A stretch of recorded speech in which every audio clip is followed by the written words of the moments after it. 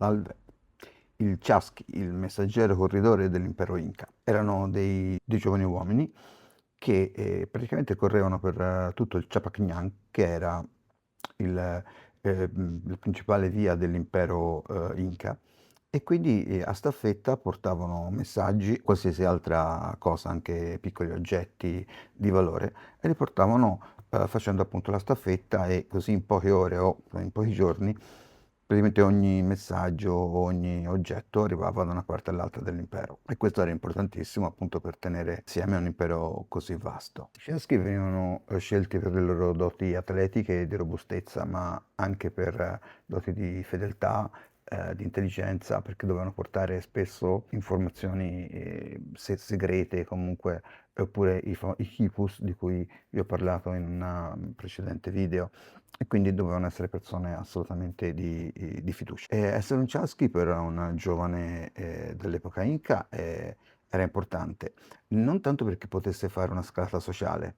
Le classi incaiche erano fisse e era quasi impossibile scalare le classi sociali, però all'interno del proprio aiglio, cioè del proprio gruppo familiare allargato, potremmo dire del proprio paese. Beh, questo sì era importante perché anche se non poteva fare una scalata sociale, comunque un giovane poteva avere dei grossi vantaggi, e quindi anche lo stesso matrimonio per lui era decisamente più facile. I Chesky non avevano vantaggi economici, non era quella la maniera di pagare le persone, vennero pagate con servizi migliori, con cibo migliore, quindi con un riconoscimento sociale più alto.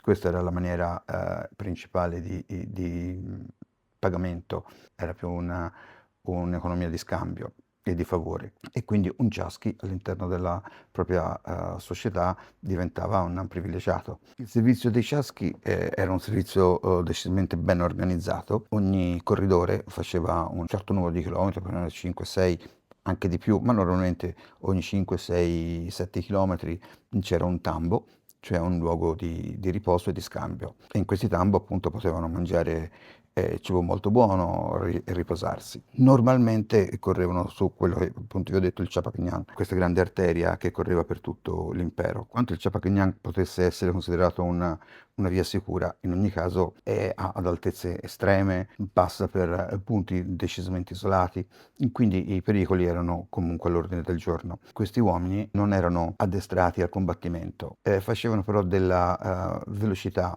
e dell'agilità la loro principale forza. Tu poi non ci scama.